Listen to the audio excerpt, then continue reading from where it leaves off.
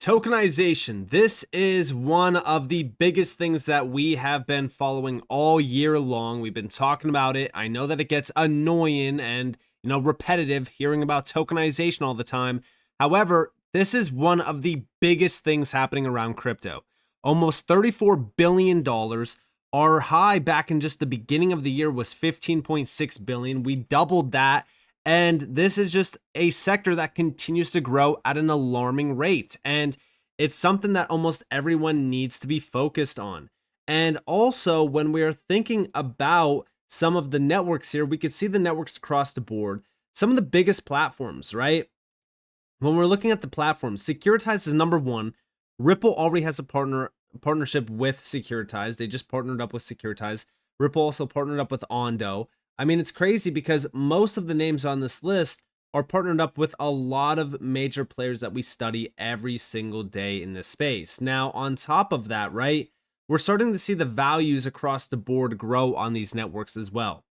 When it comes to the global market overview, the $34 billion is also tied back to private chains or private platforms like Securitize, because Securitize, although yes, it is using multiple public networks, Securitize is not really a tradable public network in this space, which is why when we go over here to the networks tab, we're at 21.22 billion. What's crazy about this is both of these values are up in a big way in the last 30 days. However, public blockchains are witnessing more growth. Now, when we are looking at the public blockchain side of things, we could see the 30-day transfer volume, although yes, $21.22 billion is on these networks. Look at the 30-day transfer volume around RWAs, $115 billion, up 50%. Why is this important to focus on? Well, very similar to stablecoins, right? Stablecoins have $295 billion tied back to them, but the monthly transfer volume is well over $3+ trillion, almost 3.7 trillion.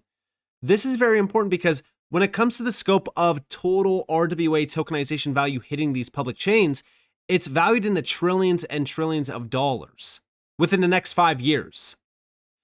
I say that tokenization is going to make us rich because when it comes to tokenization, that value is going to hit these public networks. And then just as we see here in terms of transfer volume, it's going to scale those values tremendously.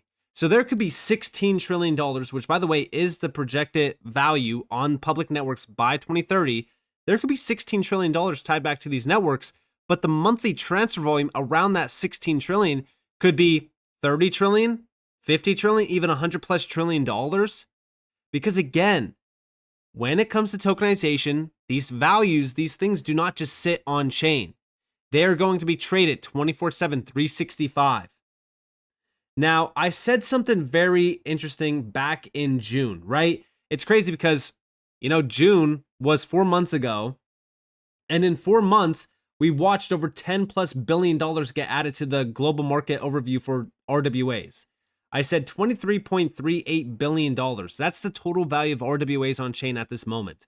With a total addressable market valued in quadrillions, we didn't even get started yet. Even diehard crypto holders barely realize how big this space will be.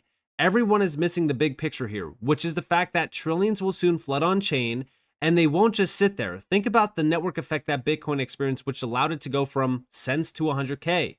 Now think about this for utility networks, but on a scale of 10 to 100x or even more. We will have trillions being traded 24/7, 365. Every single market from real estate to debt will be tokenized. Money itself will live on-chain. Stablecoins are the big confirmation of what's coming, and the fact that we have governments fully embracing them is the signal. Stablecoins are bringing fiat on-chain. This is the digital currency revolution. Focus on the projects that will have the most utility. I'm looking at all of these ones and a few others. In time, these networks won't be valued in billions. They will be worth trillions. This is much bigger than anything we have witnessed in history. And yes, this is the Internet of Value. This is the new financial system. We've talked about it on multiple occasions.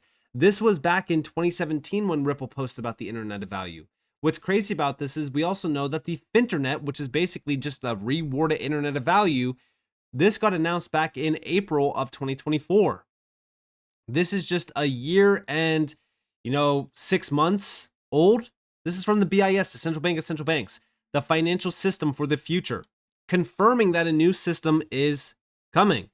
And this was talking about tokenization, connecting all of these different ledgers to one, and how we can build this new financial system where everything is moving so much faster. We have digital based money. I mean, it's crazy, but it's happening, right? Like this stuff is happening. And Ripple even confirmed this back on the 8th, saying banking, bonds, currency, and markets, the entire financial landscape is evolving. Blockchain is a powerful engine that creates groundbreaking opportunities for global businesses. Learn how we are making it happen with solutions for payments, custody, stablecoins, and more. And we have here, it's happening. This is happening because at the end of the day, when we think about what's going on right now, this was already planned. Ripple was talking about it back in 2017. It's happening today. We are starting to see major adoption around tokenized assets, stablecoins, digital currencies. I mean, this is one of the biggest years for crypto yet. And guess what? This is just the beginning. If we thought 2025 was a huge year for crypto with all of the announcements, all of the major partnerships, things like that, it's only going to get bigger from this point on.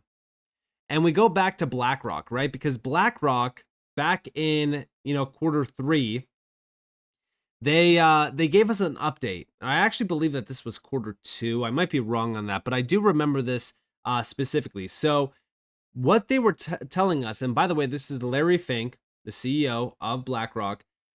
What they were telling us is that tokenization is going to be huge. Tokenization is the next big thing. That's what they said, right?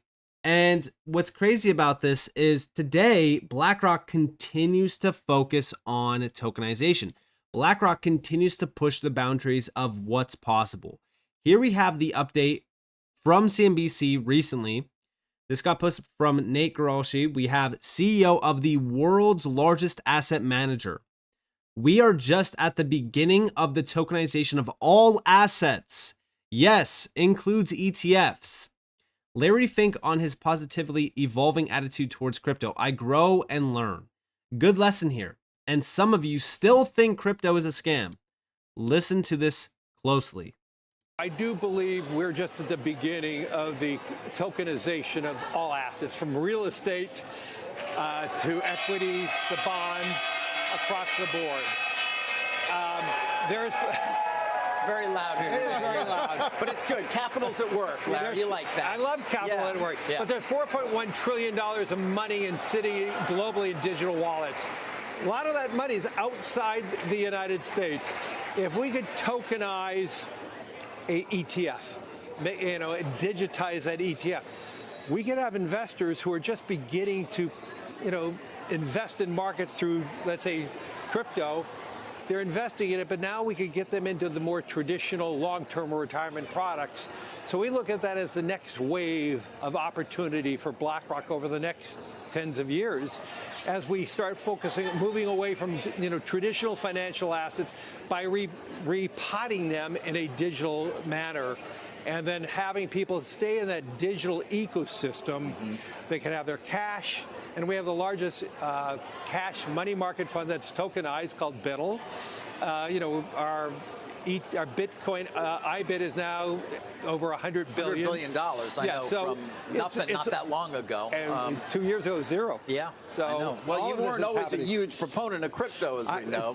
You love it now. But I grow and learn. I heard you say that on 60 Minutes. I did say that.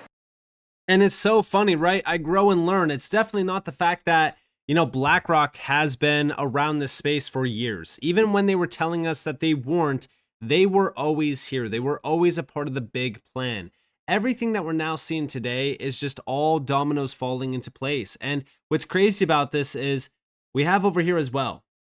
So one of the biggest things about this recent announcement from BlackRock is that they're building out their own tokenization platform. They essentially confirmed that they are building out their own tokenization platform. Now, everyone was concerned about this because they were saying, well, all right, well, if BlackRock's building out their own platform, what's the use of all of these public networks? Now, we're going to talk about that here in a second. But here we have the official post from Eleanor Tourette, and we have The thing that stood out to me the most from Larry Fink's interview this morning was when he said the next wave of opportunity for BlackRock is moving away from traditional financial assets and making them digital. If we can tokenize an ETF, we can have investors who are just beginning to invest in markets through, let's say, crypto, but now we can get them into the more traditional long-term retirement products. So we look at that as the next wave of opportunity for BlackRock over the next tens of years, as we start moving away from traditional financial assets by repotting them in a digital manner and having people stay in that digital ecosystem. This is essentially BlackRock saying, guess what? We're going to flood them into crypto, then they're going to be locked in on that ecosystem, and this is going to replace the traditional asset classes. Now, you might think, all right, well, BlackRock is making their own platform, so goodbye public blockchains. No. Subjective Views posted this video back in March of this year. This is Robbie Mitchnick saying that the direction of travel and focus for TradFi firms is public blockchains. Listen. Financial institutions' efforts on private blockchains in the past, and maybe sort of the shift to public blockchains, the regulatory political temperature that has kind of been changing in recent years to kind of lead to that. Yeah, well, I think the verdict is in on the private blockchains, and it's not good. That was obviously where a lot of the TradFi exploration in this space occurred in the early years. In particular, that was really all the banks and some of the other TradFi institutions had comfort with. But the track record is what it is, and it reflects the fact that there's been very, very de minimis actual adoption in an economic, commercial way at scale of any of these private blockchain projects. And I think, in hindsight, at least, that makes sense in terms of the curbing of the value prop of blockchain's potential that a private blockchain represents. And so public blockchains are increasingly the focus, even for TradFi firms, maybe not all yet, but certainly that's the direction of travel. And we've seen obviously encouraging regulatory guidance over the last couple of weeks that help support the notion that this is now a suitable territory for even banks in the US to engage in. And yeah, listen, it's always going to be about the public blockchains, because regardless of what BlackRock builds, regardless of what Swift builds, regardless of what any of these big players build, they're all walled gardens. They're not going to see the success that these public blockchains will. So when we think about that, even with BlackRock announcing what they recently announced, this only reinforces the idea that these public blockchains are going to be extremely valuable, because all of this value is going to move on chain. All of these individuals that are tapping in to these asset classes are going to move on chain. BlackRock just announced one of the biggest bombshells for XRP, for the entire crypto industry, because this is going to lead to trillions and trillions of dollars moving on chain. It might not happen overnight, but this is going to bring trillions of dollars into this market, which will scale to trillions and trillions of dollars moving every single month, because we already see it now in billions. But soon, this will shift into trillions. So with that being said, I hope that you guys enjoyed this video. If you guys did, definitely like, subscribe, turn notifications on, because I'm free content. You guys are more than welcome to follow me on Twitter and join the free Discord in the description below. And with that being said, guys, it's been Nick. Thanks for watching. Peace out.